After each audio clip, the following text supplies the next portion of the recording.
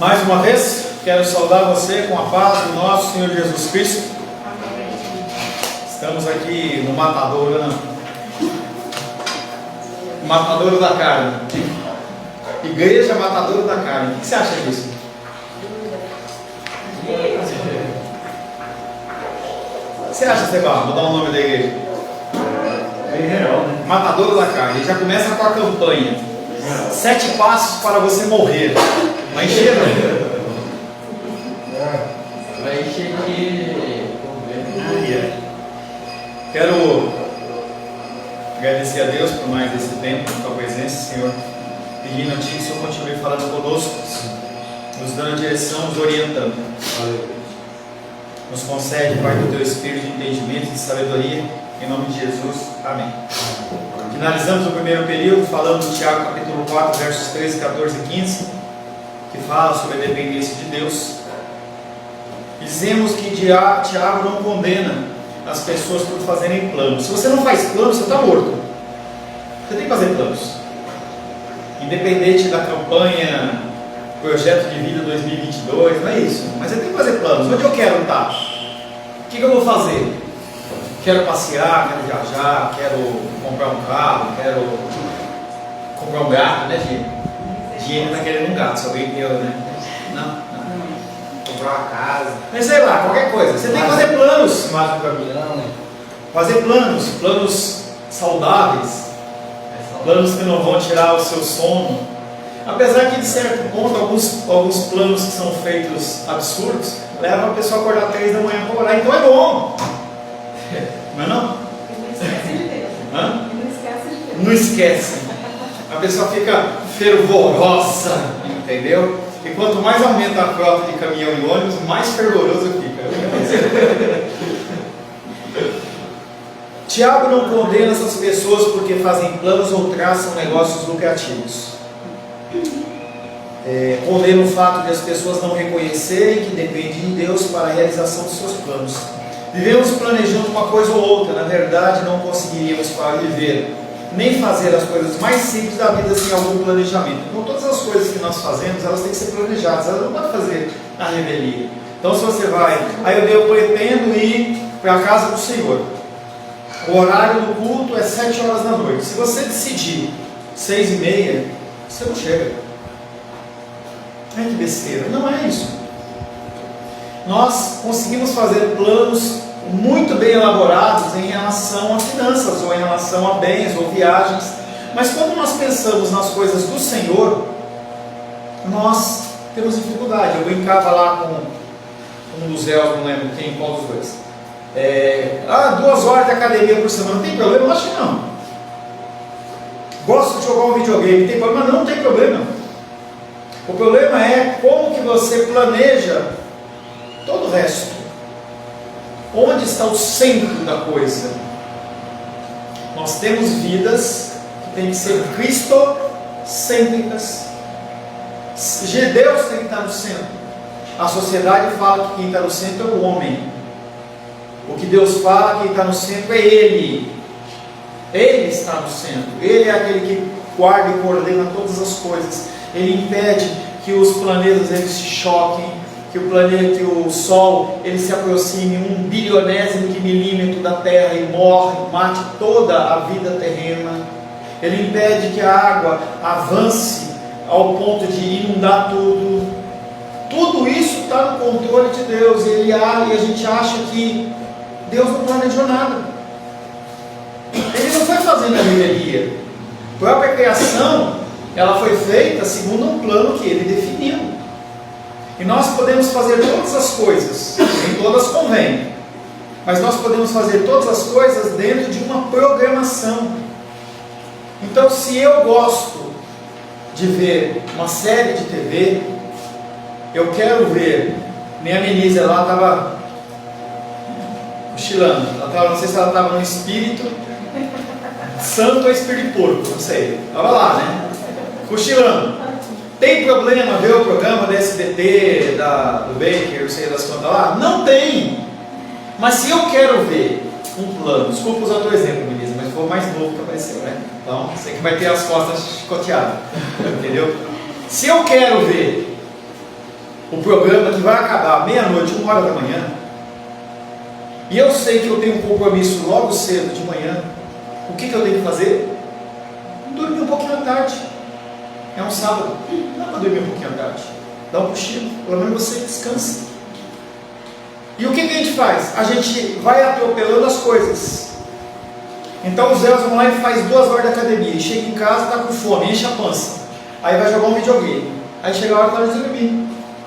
Onde fica a palavra de Deus nessa história? Ela fica de lado. Aí o que acontece, sabe o que é? Quando você vai vender as rosas, você não vende tanto quanto você deveria. Você não consegue identificar um bom cliente, você não consegue identificar uma boa estratégia, porque você está fora do padrão. Isso são coisas naturais que eu estou citando. Nós também fazemos planos sem reconhecer que dependemos de Deus. E esse é um modo ímpio de pensar. Quando você faz um plano sem pensar em Deus, o que acontece é que você está agindo como um plano ímpio. E a possibilidade disso dar errado é enorme, em especial se você for filho de Deus. Por quê? Porque Deus ele vai de alguma maneira te corrigir. E uma forma de ele te corrigir é o quê? Fazer dar errado. Para que você entenda que você não é tão bichão assim, entendeu? Ó, o bichão da venda das rosas, eu que mando, eu faço. Você não é tudo isso. E ele mostra claramente para você. A nossa pegada na nossa igreja não é de dízimo. Realmente eu dependo, a igreja depende. Às vezes as pessoas esquecem que a luz, a água, o copo tem que se pagar por isso. Mas não é a pegada da igreja. Mas eu sei que se a pessoa está andando num caminho, a revelia de Deus na área financeira, ela vai gemer. E eu alerto.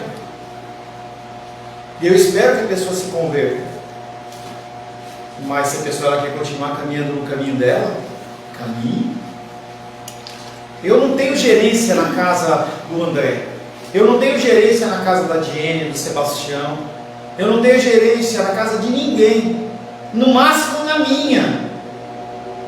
Na minha casa eu tenho gerência.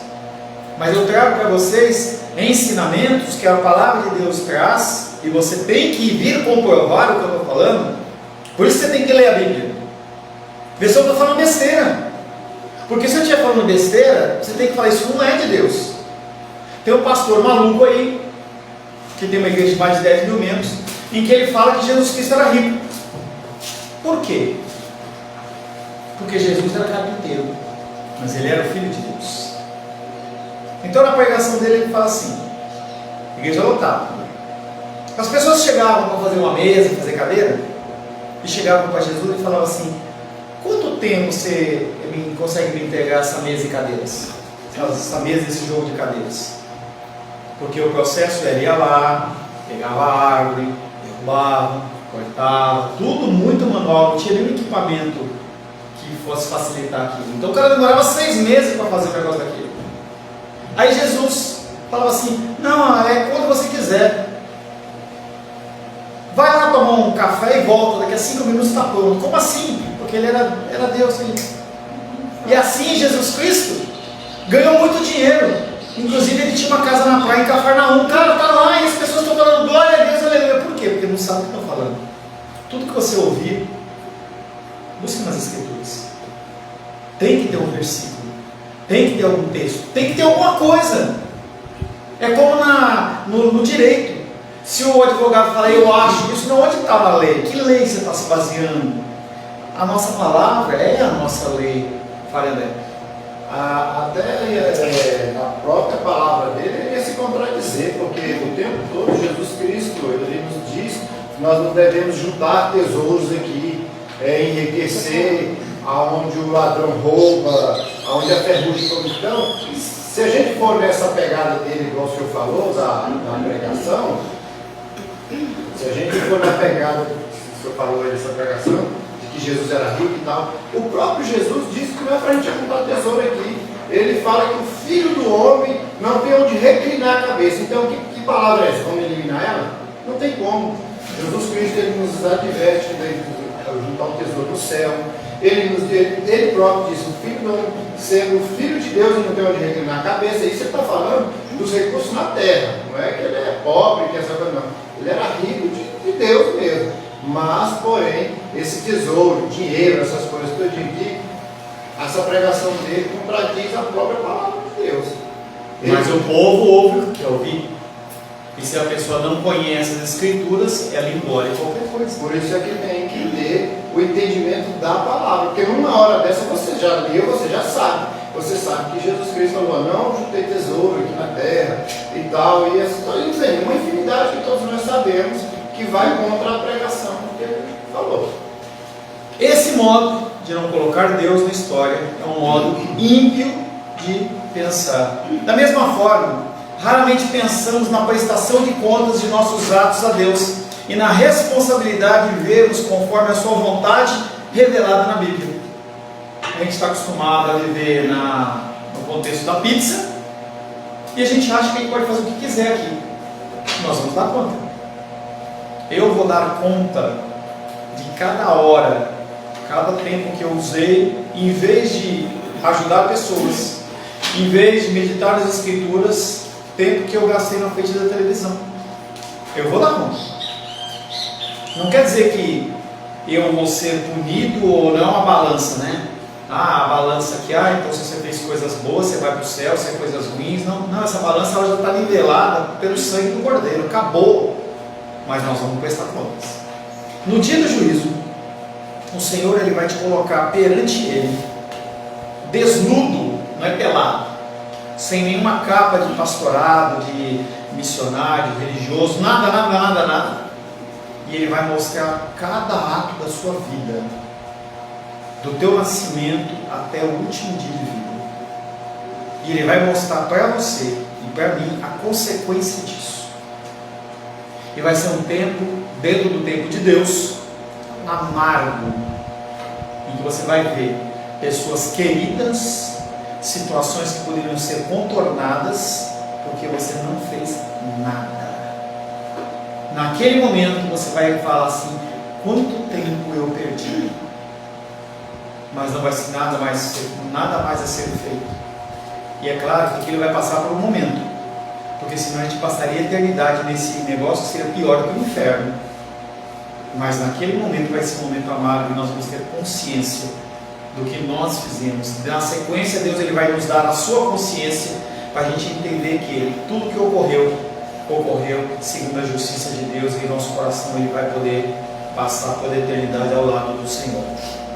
Isso não significa que nós estejamos mergulhados em pecado. O problema é que dificilmente consideramos a vontade de Deus e quase sempre nos contentamos em evitar os pecados gritantes. Colossenses 1, 9 e 10.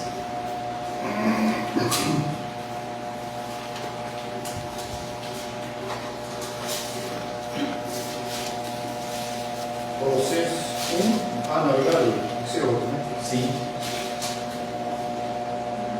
Alguém que saiba ler, por favor.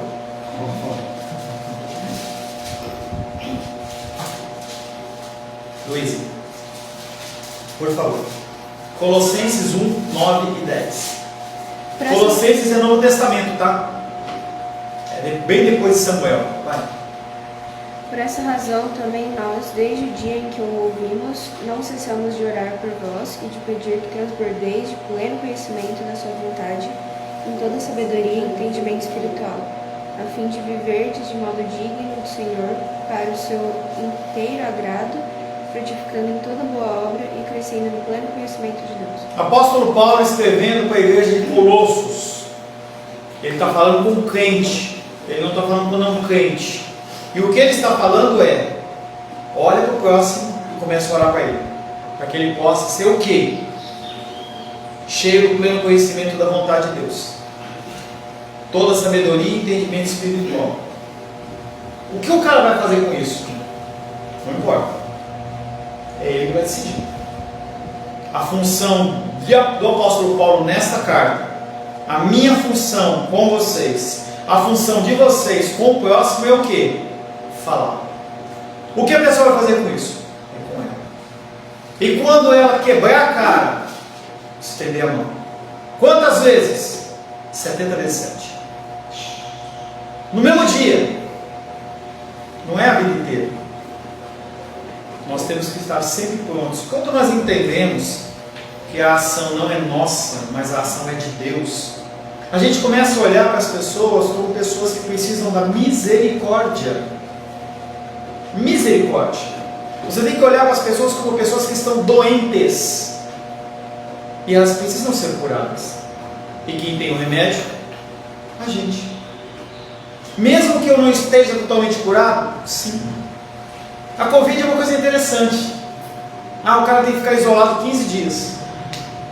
Na Covid espiritual, você não tem que ficar isolado. Pelo contrário, você tem que continuar ajudando as pessoas. Mesmo que você venha a morrer. Porque você tem o dom da cura no seu coração, que é Jesus Cristo. E se você não falar desse amor, a pessoa morre. As pessoas, elas precisam ouvir que há um Deus nos céus. O que elas vão fazer com isso não é minha responsabilidade, não é sua responsabilidade. Muitos pastores estão se suicidando aí, por quê? Porque olha para o membro, ensina e ele faz as besteiras e o cara fica desesperado. Não me ouviu, mas o que eu posso fazer? Eu só tenho que tentar ser fiel às Escrituras. É por isso que não há como pregar a palavra de Deus sem o chicote na mão. Porque mesmo o chicote na mão, para uma correção, ele é conforto. Porque no momento dói, mas depois traz alívio. Tem uma frase que eu gosto de usar que chama-se: é melhor um fim triste do que uma tristeza sem fim. E as pessoas vivem uma tristeza sem fim. E se você não der a amputação radical do negócio e mostrar para a pessoa que há uma solução, ela vai continuar sofrendo. Isso não é amor. Isso não é amor. Isso é covardia. São médicos e médicos que têm feito isso. Vou manter uma pessoa doente para que eu possa ganhar dinheiro com ela. Vou fazer uma prótese de titânio, não sei das quantas, tal, porque eu tenho que ganhar a comissão. A pessoa não precisa. Foi assim com meu papai. Meu urologista estava falando com ele há um ano atrás, ele estava falando que o pai dele passou por uma cirurgia desnecessária, porque o médico queria ganhar a comissão da prótese que ia ser colocada e o pai dele morreu. Esse é o mundo que nós vivemos. E nós temos que apenas que falar. Portanto, desde o dia em que soubemos disso, nós também não cessamos de orar por vós e pedir que sejais cheios do pleno conhecimento da sua vontade, em toda sabedoria e entendimento espiritual. Assim oramos para que possais viver de maneira digna no Senhor, agradando-lhe em tudo, frutificando em toda boa obra e crescendo no conhecimento de Deus. Você consegue imaginar o impacto de você, de cabeça, proclamar um versículo desse para uma pessoa que você vê que está em pecado?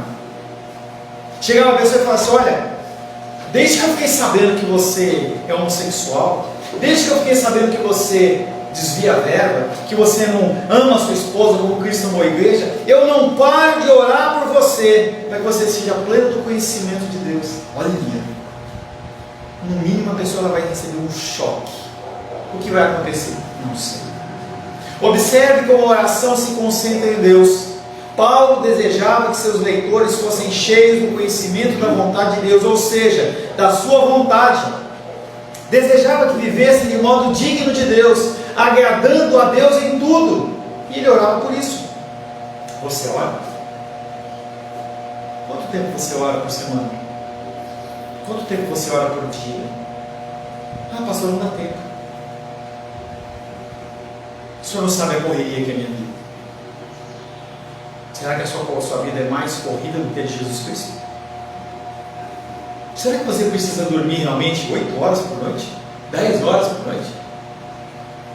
Será que você dormir menos para você orar por pessoas? Será que não é possível? Você tem um caderno de oração em que você escreve os temas? E quando Deus te concede, se for para você ou para o próximo, você risca e glorifica a Deus? Ou você continua nessa vida de orar por mim? Sabe orar por mim? A oração das 6 horas. Ora por mim. Eu sou velhinho, eu preciso de oração, eu não consigo orar. Você tem orado por pessoas? Você tem orado pela conversão dos seus pais, dos seus filhos, dos seus maridos, esposas, dos seus amigos? Gente, a função nossa é essa: oração.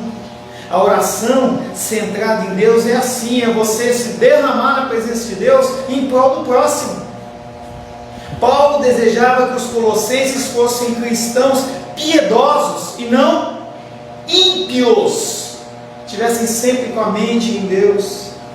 Tenha em mente que os crentes de Colossos não eram super cristãos, eram homens como eu e você, seres humanos normais. Você sabia que se eu furar meu dedo, o meu sangue é vermelho? Não destila mirra daqui? Sabia disso? Mas tem pessoas que acham que tem isso. O pastor, a família pastoral, como a Milícia fala, são tão problemáticos como você, e só foram alcançadas pelo sangue do Cordeiro como você.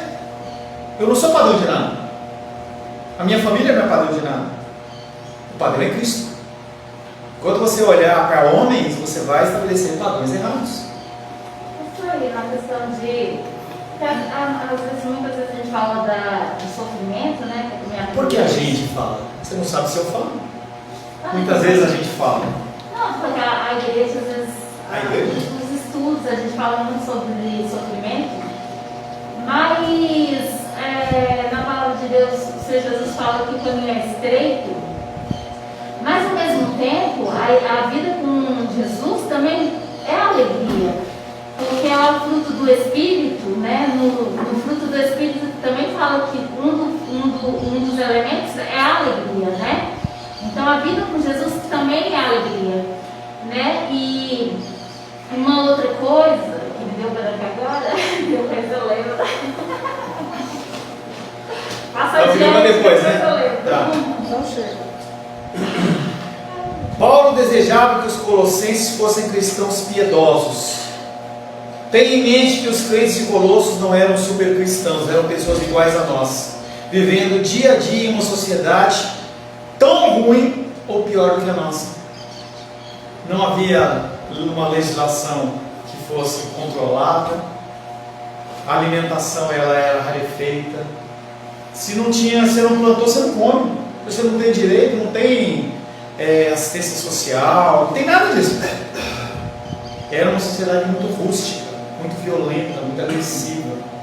As pessoas que estavam à margem da sociedade, elas realmente sofriam. Você falou que teu irmão estava mexendo com você, né? Mesmo assim, Paulo esperava que eles vivessem vidas santas e orava para que isso acontecesse. Será que oramos por nós mesmos? Por familiares e amigos da mesma forma que Paulo orava pelos colossenses? Nossas orações mostram preocupação com a vontade e a glória de Deus e o desejo de viver de modo que o agrade, ou a satisfação da nossa vontade? Pai nosso que estás no céu, santificado seja o teu nome, venha a nós o teu reino, seja feita a minha vontade. É assim, né? Não é? E quando é feita a vontade dele? Está amarrado, não quer.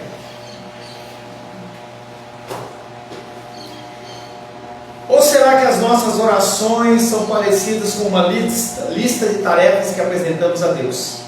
Pedimos-lhe que intervenha na saúde e na necessidade de familiares e amigos. Não é condenável apresentar essas necessidades terrenas a Deus. Pelo contrário, às vezes a pessoa fala assim: eu não vou pedir nada a Deus. Não, você tem que pedir. Pedir coisas a Deus é sinal de dependência. Só não pode ter apenas a oração do pede-pede. A oração do pede-pede, ela faz parte da oração. Jesus Cristo, na oração do Pai Nosso, ele fala: pão nosso de cada dia nos dai hoje. Perdoa, ele está pedindo para ele. Perdoa, não para Jesus Cristo, né? Está ensinando para os discípulos. Perdoa as nossas ofensas. O que é isso? Eu entendo que eu sou pecador.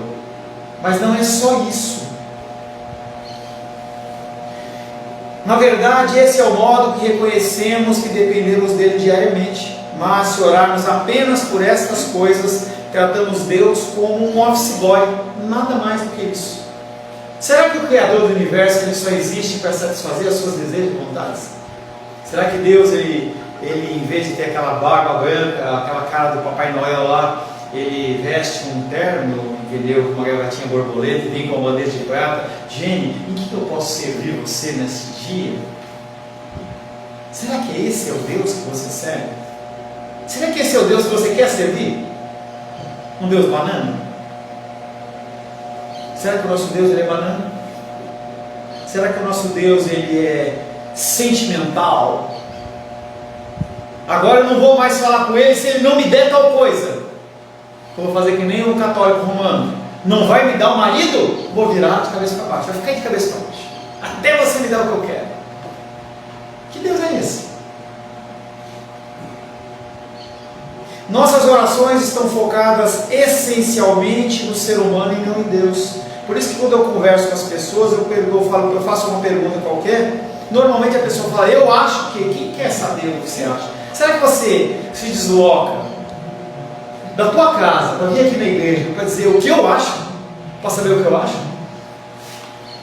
Será que o Alice, à noite quando ele vem, ele gasta 50, ele vem 50 km de distância, de lá para cá, de lá para cá, e de cá mais 50. Será que ele vem aqui para ouvir o que eu acho? Será que a Diene, ela toma o ônibus lá de Ceilândia para ouvir o que o pastor Paulo acha, a opinião dele? Gente, vocês estão fazendo isso, vocês estão perdendo tempo. Tem muito mais gente, muito mais sábia para você falar. Mas, se o que eu estou falando é a palavra de Deus, aí é uma coisa diferente. Eu estou recebendo da mesma maneira que vocês estão recebendo.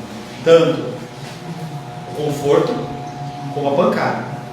Quando os ligam, a mamãe fala assim, pô, difícil, hein? Pô, você fica falando assim, ela está lá assistindo, né? Fala mais light, entendeu? Mas assim as pessoas vão embora. Eu falei, mas será que é isso mesmo? Nossas orações estão focadas essencialmente no ser humano e não em Deus. E de certa forma, nós somos ímpios nesse aspecto. Para Paulo, tudo na vida tem que ser feito na presença de Deus com o objetivo de agradá-lo. Nós temos que fazer tudo para a glória de Deus. Tudo. É tudo. Agora segura aí. Note, por exemplo, como ele instrui os escravos que eram membros da igreja de Colossos. Provavelmente uma grande parte da congregação. Eles instruíam aqueles homens a servir os seus senhores no temor do Senhor, que é o que nós estamos tratando em 1 Pedro. Colossenses 3, 22 a 24. Aproveita também que você ia falar e lê o Colossenses 3, 22 a 24.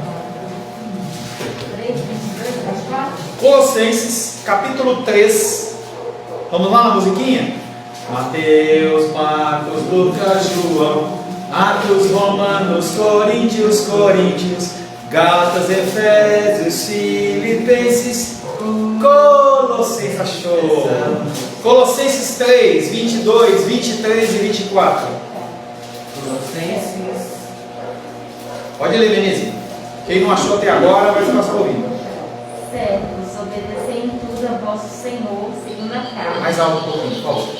Servos, obedecei em tudo a vosso Senhor, segundo a carne, não servindo apenas sob vigilância, visando não somente agradar a homens, mas em singeleza de coração, temendo ao Senhor. Tudo quanto fizerdes, fazei de todo o coração, como para o Senhor, não para homens.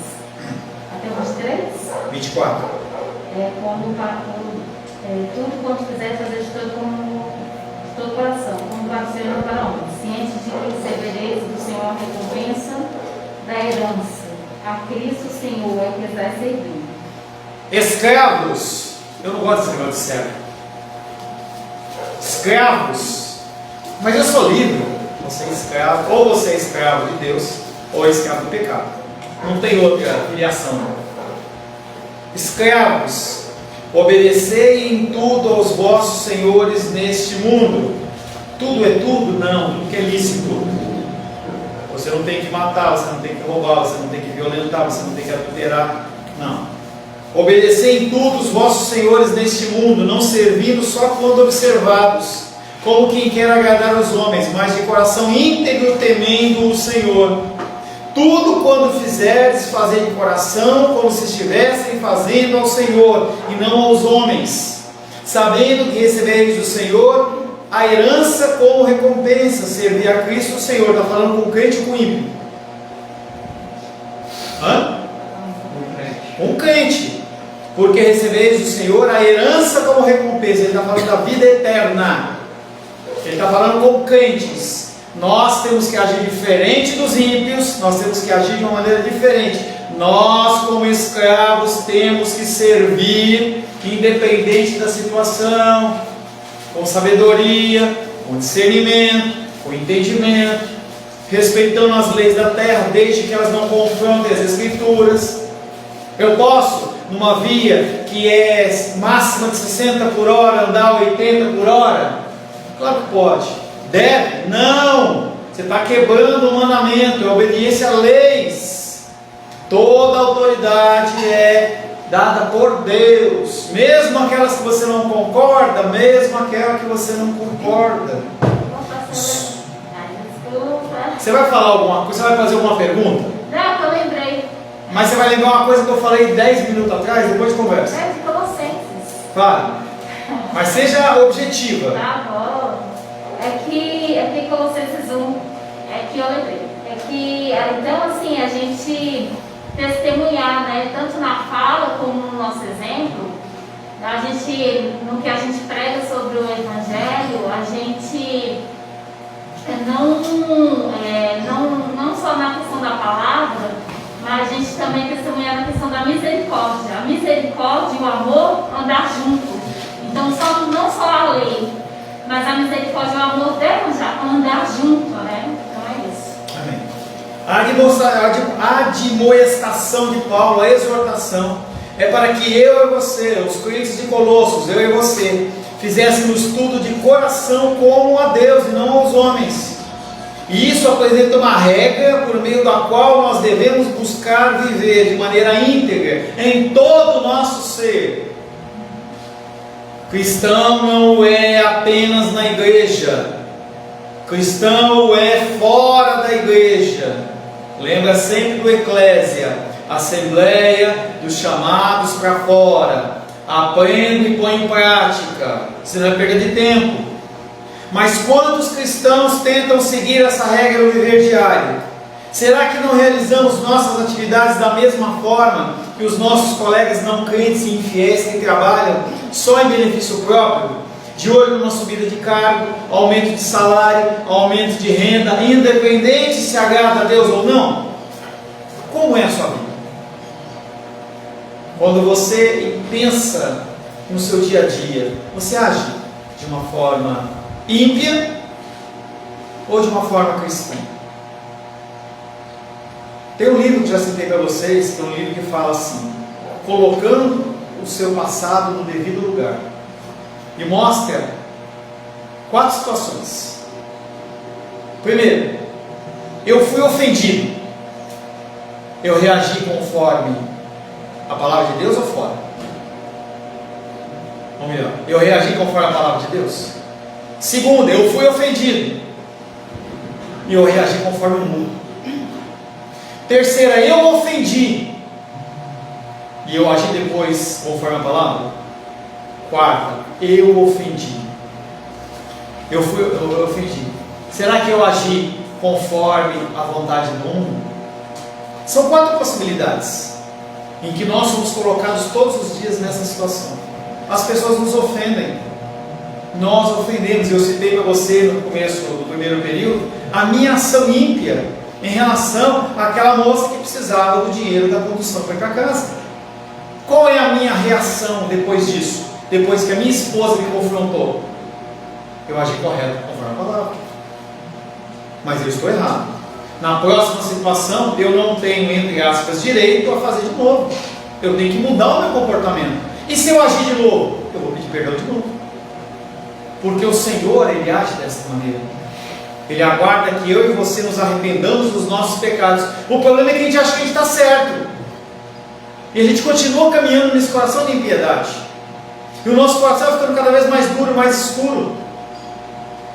Vi uma série uma época com a minha filha, que tinha um cara lá, em que ele era mau, e aí não sei quem olhou para ele e falou assim: o coração dele tem só um pontinho de bondade.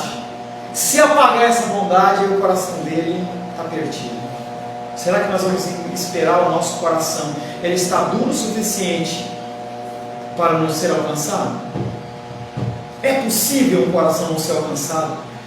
A grande maioria da população, de Adão até a volta de Cristo, vai para o inferno.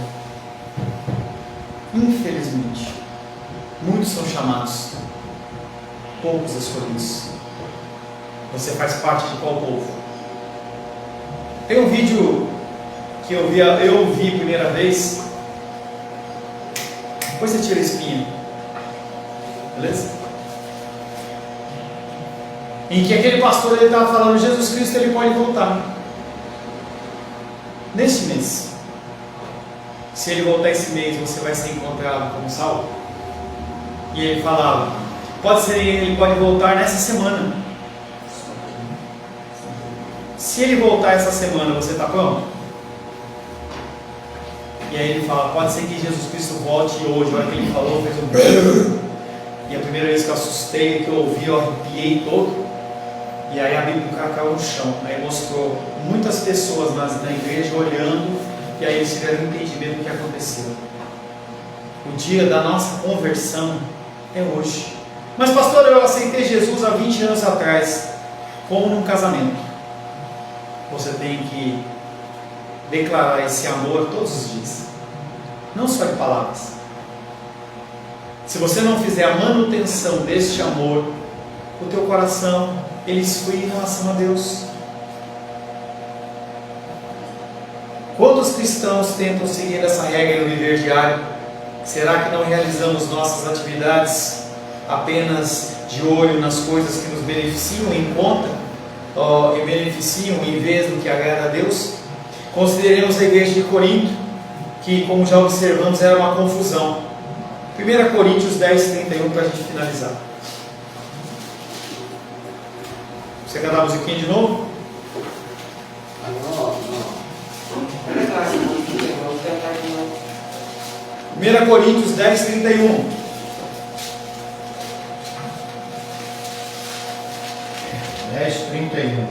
Já todo mundo já leu? Não. Agora vai Gabriel. Mas lê com voz alta, vai. Portanto, quer comais, quer bebais, ou façais outra coisa qualquer, fazei tudo para a glória de Deus. De novo. Tá. Sem engasgar agora. Portanto, quer comais, quer bebais, ou façais outra coisa qualquer, fazei tudo para a glória de Deus. Perfeito. Tá? Por que ele está falando de comida e bebida? Porque todo mundo come e bebe. O que o apóstolo Paulo está falando, não é nada. Ele fala das coisas básicas para que você possa aplicar esse princípio em qualquer situação. Portanto, seja comendo, seja bebendo, seja fazendo qualquer outra coisa além das básicas, faça tudo para a glória de Deus. Aleluia. Como que eu sei que eu estou fazendo uma coisa para a glória de Deus? E se eu não leio? Tem pastor dizendo que não pode pregar o evangelho, porque ele é tão santo. Então os irmãos eles ficam embaixo, ele pisa em cima dos irmãos. Eu sou santo, eu não posso. Quando eu estou falando, quando eu estou pregando a palavra, eu sou tomado por Deus, e aí eu tenho que ficar pisando. Os irmãos ficam ali sentados e ele fica em pé. Outro pastor, não é. Mas o que é ignorância? É falta de conhecimento. Outros chegam e falam assim: você tem que cheirar a Bíblia. O máximo que você vai sentir é o cheiro do papel. Outro fala: você tem que comer grama. E por que essas pessoas elas fazem essas coisas? Porque elas não conhecem as Escrituras. Ou seja, elas fazem não para a glória de Deus. Elas fazem simplesmente porque estão sendo mandadas fazer. Em um momento inicial, você começa fazendo dessa forma. A transformação, ela começa você observando as coisas e depois você começa entendendo aquelas coisas. E aí você começa a praticar porque você aprendeu. Então, quando você recebe um ensinamento de Deus, você tem que, primeira coisa, parar para pensar: isso é realmente bíblico? Aonde está isso? Está nas Escrituras? Não está nas Escrituras? Está. Será que está dizendo isso? Será que o pastor tirou um versículo do contexto e só apresentou para poder me oprimir? Não, está certo. É de Deus. Então eu vou agir dessa maneira. É assim que nós temos que fazer. Se nós fizermos isso, o mundo muda. Se você fizer isso, a sua família muda. Essa oração que nós fizemos lá, da pessoa de 1 Coríntios 1, 9 e 10, decore isso. Use isso. Acorda, Benícia.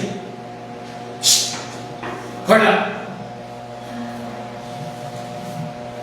Use o versículo. 1 Coríntios capítulo 1, Colossenses capítulo 1, versos 9 e 10. Não precisa saber não. Eu quero que você anote para você decorar e você começar a usar com as pessoas. Colossenses 1, 9 e 10. Não para acusar,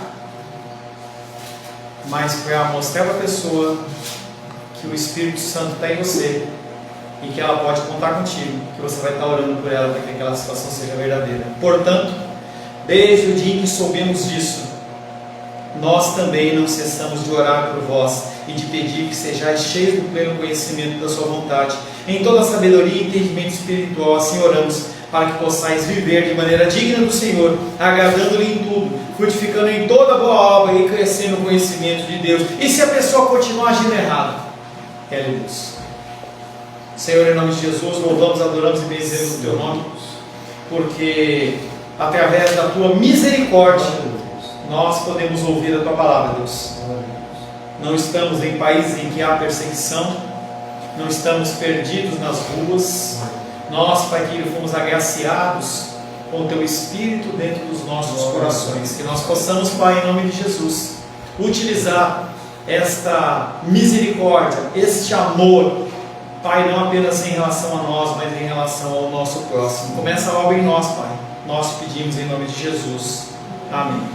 Graças ao nosso bom, querido, amado, bendito, grandioso, poderoso Deus.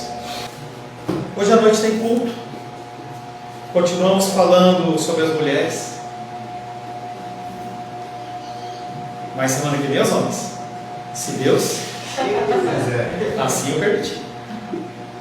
Você sabe que o céu vai ter mais mulheres que homens? Pois é. Fazer o quê? Pois é. Pois Pois é. é. Prejuízo, vai. Senhor, em nome de Jesus, agradecemos a Ti por mais esse tempo na Tua presença, porque até aqui o Senhor tem nos ajudado. Agradecemos, Pai querido, porque o Senhor nos trouxe de forma presencial e virtual.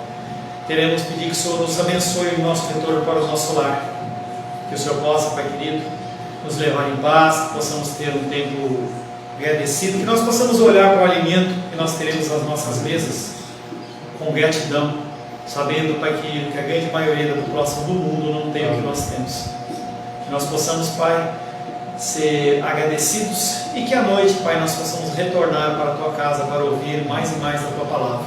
Que o amor de Deus, Pai, a graça salvadora de Jesus Cristo, que a consolação do doce Espírito Santo seja sobre a nossa vida hoje e sempre. Amém. Vamos em paz e que o Senhor nos abençoe.